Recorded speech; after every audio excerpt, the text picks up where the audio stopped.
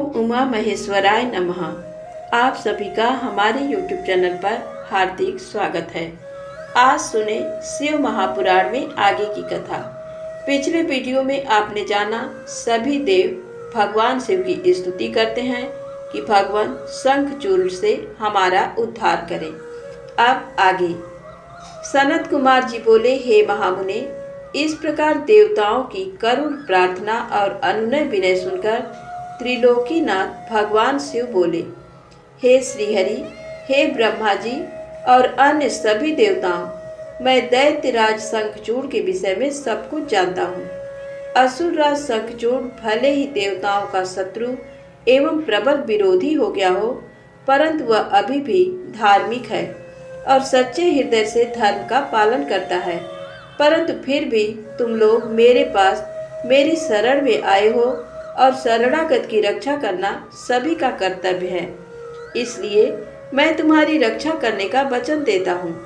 तुम अपनी व्यर्थ की चिंताएं त्याग दो और प्रसन्न होकर अपने अपने स्थान पर लौट जाओ। मैं निश्चय ही शंखचूड़ का संहार करके उसके द्वारा दिए गए कष्टों से तुम्हें मुक्ति दिलाकर तुम्हारा स्वर्ग का राज्य तुम्हें वापस दिलाऊंगा। भगवान शिव जब इस प्रकार से देवताओं को शंखचूड़ के वध का आश्वासन दे ही रहे थे, तभी उनसे मिलने के लिए राधा के साथ श्री कृष्ण वहां पधारे। भगवान शिव को प्रणाम करके वे प्रभु की आज्ञा से उनके पास ही बैठ गए। श्री कृष्ण और राधा ने महादेव जी की मन में बहुत स्तुति की। जब भगवान शिव ने उनसे उनके आने का कारण पूछा, तब श्री कृष्ण बोले, हे कृपा निधान दया निधि, आप तो सब कुछ जानते हैं। आप ही इस जगत में सनाथ हैं। आप तो जानते ही हैं कि मैं और मेरी पत्नी दोनों ही साप भोग रहे हैं। मेरा पार्षद सुदामा भी साप के कारण दानव की योनि में अपना जीवन जी रहा है। आप भक्त वत्सल हैं। प्रभु, हम आपकी शरण में आए हैं। हम पर अपनी कृपा दृष्टि करिए और हमें हमारे दुखों से मुक्ति दिलाइए। भगवान, अब हमें इस शाप से मुक्ति दिलाइए। भगवान श्री कृष्ण की इस प्रार्थना को सुनकर देवाधिदेव महादेव जी बोले, हे कृष्ण, आपको डरने की कोई आवश्यकता नहीं है। निश्चय ही आपका कल्याण होगा। आप शाप के अनुसार 12 कल्प तक इस शाप को भोगने के पश्चात ही राधा सहित अपने निवास बैकुंठ लोक को प्राप्त होगे। आपका सुदामा नामक पार्षद इस समय दानव योनि में शंखचूड़ के रूप में सभी को दुख दे रहा है। इस समय वह देवताओं का प्रबल विरोधी और शत्रु है। देवताओं को उसने बहुत कष्ट दिया है। उनका राज्य छीनकर उन्हें बंदी बना लिया है। तब भगवान शिव बोले कि मैं आपके दुखों और कष्टों को समझता हूँ। अब आपको चिंता करने की कोई आवश्यकता नहीं है, अतः सब कुछ भुला दें। तब उन्होंने ब्रह्मा जी और श्री हरि विष्णु को आदेश दिया कि वे वहां से जाकर अन्य देवताओं को समझाएं कि वे निश्चिंत हो जाएं। मैं उनकी इच्छा अवश्य पूरी करूंगा और उन्हें शंखचूड़ के भय से मुक्त कराऊंगा। भगवान शिव के ये अमृत वचन सुनकर श्री कृष्ण, राधा, ब्रह्मा जी सहित श्री हरि विष्णु को बहुत संतोष हुआ। तब वे उन्हें हाथ जोड़कर प्रणाम करने लगे। तत्पश्चात भगवान शिव से आज्ञा लेकर सभी प्रसन्नता पूर्वक अपने अपने स्थान को चले गए। व्यास जी बोले, हे ब्रह्मा पुत्र सनत कुमार जी, जब देवाधिदेव महादेव जी ने ब्रह्मा, विष्णु और देवराज इंद्र सहित श्री कृष्ण को शंखचूड़ के वध का आश्वासन दिया, तब सब देवता प्रसन्न होकर उनसे विदा लेकर अपने अपने धाम को चले गए। तब आगे क्या हुआ, भगवान शिव ने क्या किया?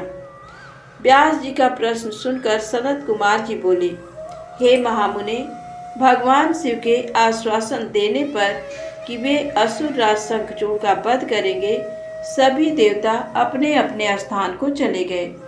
तब भगवान शिव ने विचार किया कि क्या किया जाना चाहिए। तत्पश्चात उन्होंने गंधर्वराज चित्ररथ पुष्यदंत को स्मरण किया। स्मरण करते ही पुष्यदंत तुरंत वहां शिव जी के सामने उपस्थित हो गया। पुष्यदंत ने हाथ जोड़कर महादेव जी को प्रणाम किया और उनकी स्तुति की। तत्पश्चात पुष्यदंत हाथ जोड़कर बोले, हे देवाधिदेव, कृपा निधान, करुणा निधान, मेरे लिए क्या आज्ञा है? मैं आपकी आज्ञा सिरोधार्य कर उसे यथाशीघ्र पूरा करूँगा। यह सुनकर भगवान शिव ने पुष्यदंत को अपना दूत बनाकर शंखचूड़ के पास भेजा।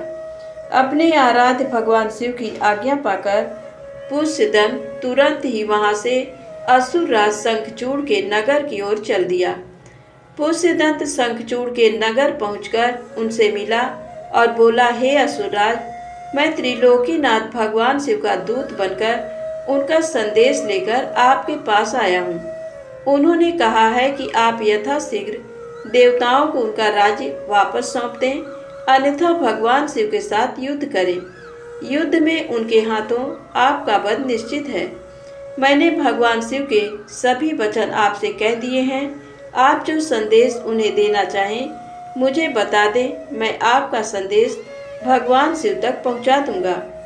पुष्यदंत नामक दूत की बातें सुनकर असुरराज शंखचूड़ बोला, हे मूर्ख दूत, क्या तुम मुझे बेवकूफ समझते हो? जाकर अपने स्वामी से कह दो कि मैं देवताओं को उनका राज्य वापस नहीं दूंगा। मैं वीर हूँ, युद्ध से नहीं डरता। अब शिव और मेरा सामना युद्ध भूमि में ही होगा। असुरराज शंखचूड़ के ऐसे वचन सुनकर पुष्यदंत मन ही मन क्रोध की सारी सीमाएं पार कर गया, परंतु अपने स्वामी की आज्ञा के बिना वह कुछ नहीं करना चाहता था, इसलिए चुपचाप वापस शिव जी के पास लौट गया। ब्रह्मापुत्र सनत कुमार जी बोले, हे महर्षि, जब भगवान शिव का पुष्यदंत नामक दूत शंखचूड़ की नगरी से वापस आया तो उसने कैलाश पर्वत पर पहुंचकर भगवान शिव को असुरराज शंखचूड़ द्वारा कही गई सभी बातें बता दी। ब्रह्मापुत्र सनत कुमार जी बोले, हे महर्षि, जब भगवान शिव का पुष्यदंत नामक दूत शंखचूड़ की नगरी से वापस आया तो उसने कैलाश पर्वत पर पहुंचकर भगवान शिव को असुरराज शंखचूड़ द्वारा कही गई सभी बातें बता दी। तब दूत के इन वचनों को सुनकर भगवान शिव को बहुत क्रोध आया। भगवान शिव ने अपने वीर साहसी गणों और अपने दोनों पुत्रों कार्तिकेय और गणेश को बुलाया। उन्होंने भद्रकाली सहित अपनी पूरी गण सेना को युद्ध के लिए तैयार होने की आज्ञा प्रदान की। भगवान शिव की आज्ञा के अनुसार उनके वीर गणों और पुत्रों ने युद्ध की सभी तैयारियां अतिशीघ्र पूरी की और आकर इस बात से भगवान शिव को अवगत कराया। तब त्रिलोकीनाथ भगवान शिव ने अपनी देव सेना और गणों के साथ दैत्यराज शंखचूड़ की नगरी की ओर प्रस्थान किया। पूरी शिव सेना प्रसन्न मन भगवान शिव की जय जयकार करती हुई आगे बढ़ रही थी। उनके प्रिय पुत्र गणेश और कार्तिकेय सेना के अधिपति के रूप में अपनी सेना का नेतृत्व कर रहे थे।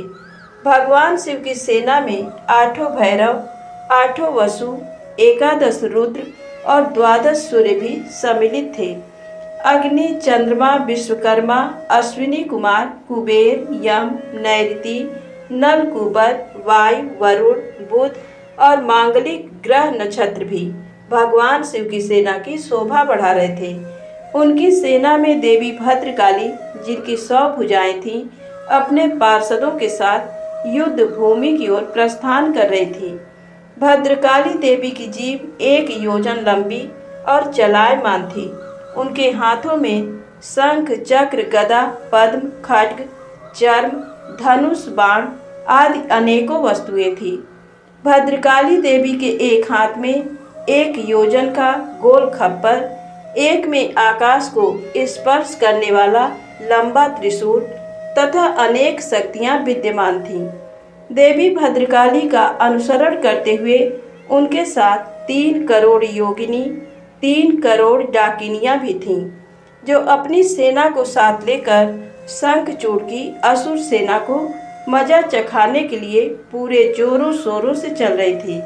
इस प्रकार त्रिलोकीनाथ भगवान शिव की विशाल देव सेना, जिसमें हजारों वीर बलशाली गण विद्यमान थे, पूरे मनोयोग के साथ युद्ध स्थल की ओर बढ़ रही थी।